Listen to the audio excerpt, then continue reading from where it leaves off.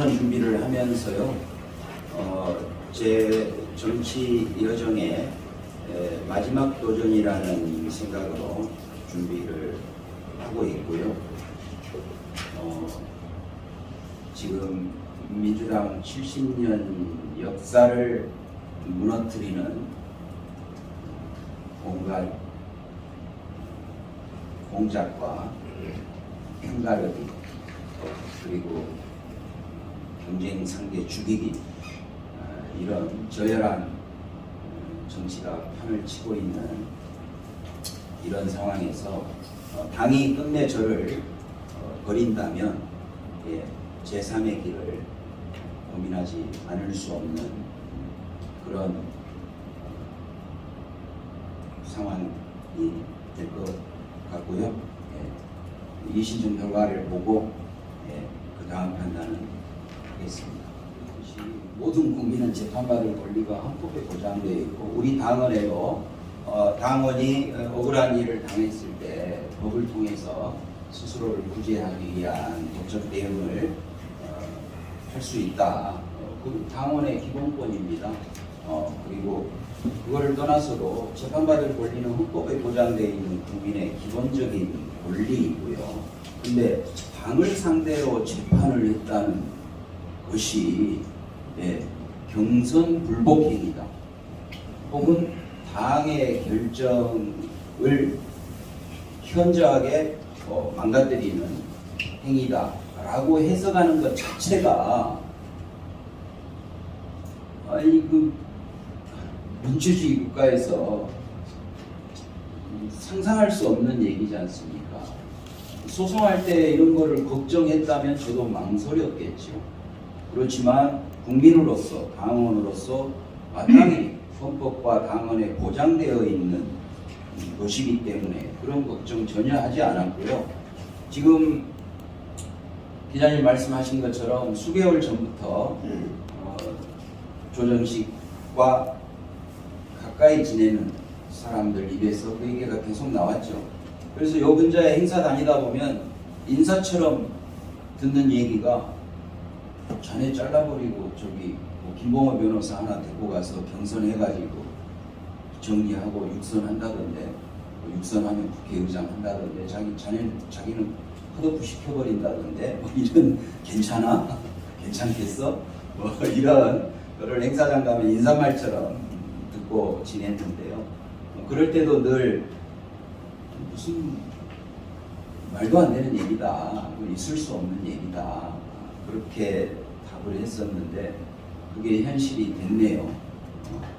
근데 분명한 거는 거듭 말씀드리지만 경선을 했어야 경선 불복죄가 되는 거고, 그리고 제가 재판을 했다는 것도요, 내용이 그 이의신청서에 자세히 써져 있습니다.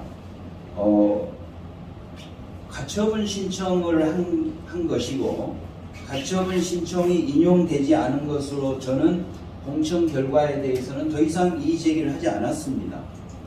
제가 재판을 건 거는 당이 경선한다고 공고하고 경선 비용도 받아가고 그 절차에 따라서 저는 쭉 진행을 경선 일정을 따라간 거잖아요.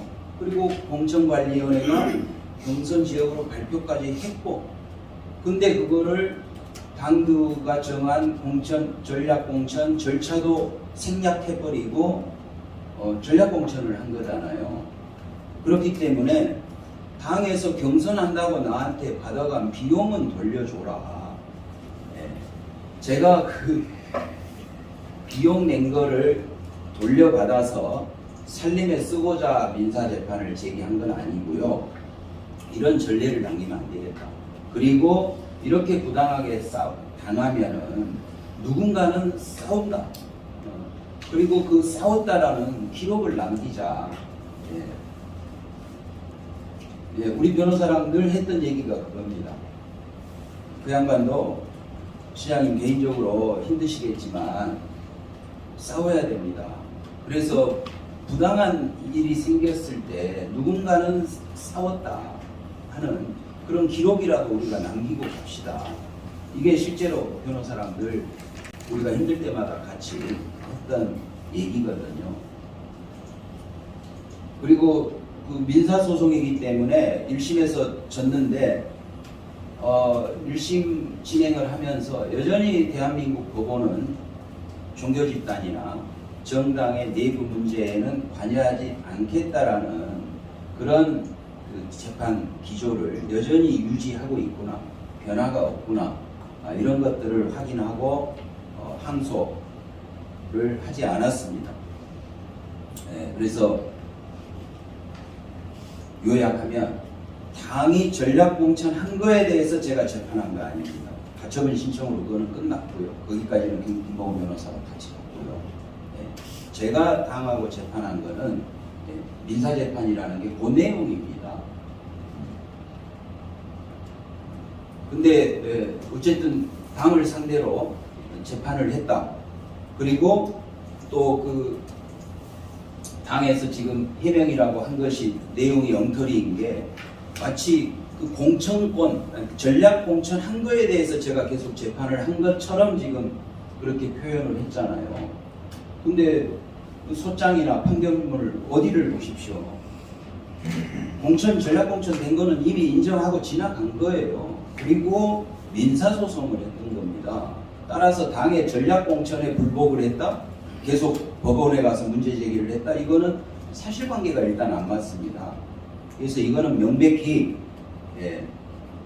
자신의 유력한 경쟁자를 아예 무대에 진입을 못하게 그 싹을 잘라버리겠다라는 그런 공작적 의도를 가지고 트집 잡을 거 없으니까 당 재판한 거를, 그것도 내용을 왜곡시켜 가지고 당의 전략 공천에 대해서 계속 법정에 가서 싸운 것으로 지금 설명을 하고 있는데 그거는 사실관계상 일단 맞지 않습니다.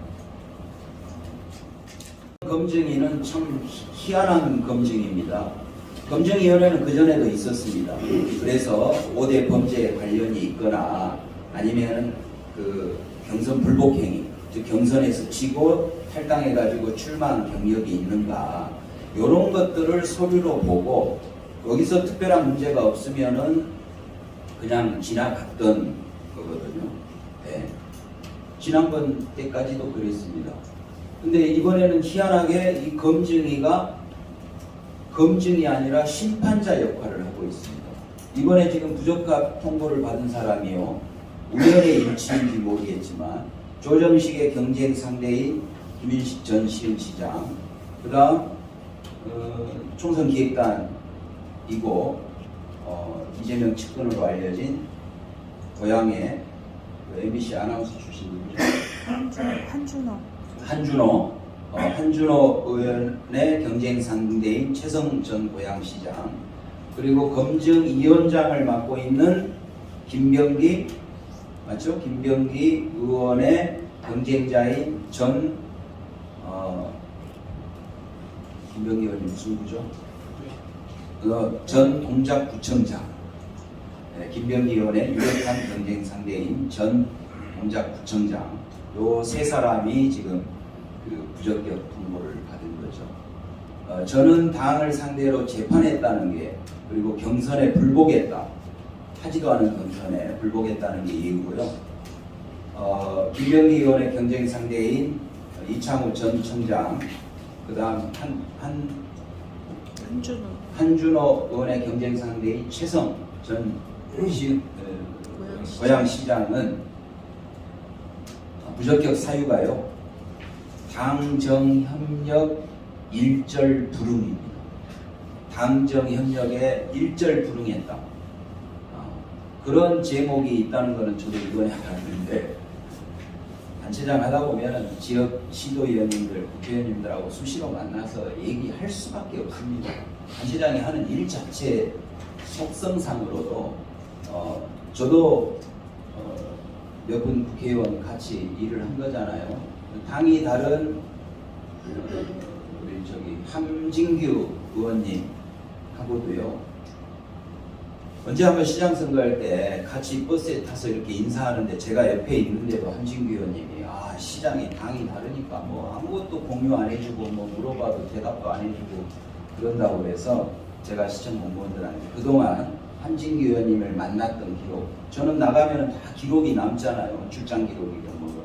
그 다음 우리 공무원들이 국회에 찾아가서 자료 들고 가서 설명한 그것도 다 공무원들이 출장 내고 갔다 와서 출장 공명을 하니까 기록이 다 있습니다. 그걸 한번 다 모아봐라 했더니 가로로 일시장 뭐 어디서 만났는지 안건이 뭐였는지 협의 결과가 뭐였는지 이렇게 쭉 가로로 정리했는데 A4 용지 9장이 나왔습니다. 그래서 다음에 의원님 될 때 제가 그걸 갖고 있다가 의원님하고 그동안 협의한 내용이 여기 있잖아요. 그래서 제발 제가 옆에 서 있을 때라도 그런 말씀을 하시지 마시고 저 없는 자리에서는 편하게 하시되 제가 옆에 서 있는 자리에서 그렇게 터무니없이 협의 한번 안 해준다고 그렇게는 하지 마세요. 아이고, 선수들끼리 무슨 민망한 짓입니까? 이러한 그 농담을 주고받은 적도 있는데요. 단체장이 지역 국회의원을 수시로 만나게 됩니다. 근데 아무튼 그 두 분 단체장은 전직 단체장은 당정협의 일절 불응이라는 참 듣도 보도 못한 희한한 부적격 사유로 부적격 처리를 해버리게 됩니다. 그래서 이거는 우연의 일시가 아니고요. 당 대표가 믿고 중요한 당직을 맡겨놨더니 이들이 그 당직을 이용해서 자신의 경쟁 상대를 제거하는 수단으로 지금 쓰고 있는 거고요. 후보에 대한 최소한의 그 검증을 해야 되는 검증위원회가 마치 친명, 비명, 무슨 감별사 노릇을 하고 있는 거죠. 이거는 규정을 넘어서는 몰권 행위이고요. 용서할 수 없는 만행입니다. 중앙당과의 검증위원회 구성도 그렇고요. 이의신청 심의위원회 구성도 보면 뭐 이런 데서 이게 정상적으로 심의가 될까 싶을 정도로 뭐 이상하게 구성이 되어 있는데요. 그 부분은 뭐 당에서 결정한 것이기 때문에 이후에 이의신청을 제가 이의신청한 거에 대해서 어떻게 심의를 하고 어떤 결론을 짓는지까지를 보면 과연 이 지금 적격심사나 이의신청이 공정하게 이루어지고 있는지는 결과를 봐야 판단할 수 있을 것 같습니다. 유식회계했을 거라는 생각이십니까? 지금까지 당이 운영되고 있는 행태를 보면 이 신청이 정상적으로 심의가 돼서 저의 주장이 받아들여질 것으로 기대는 안 됩니다만 그래도 일단은 당 규정이 정한 절차이기 때문에 이 신청 결과를 기다려 봐야 되겠습니다.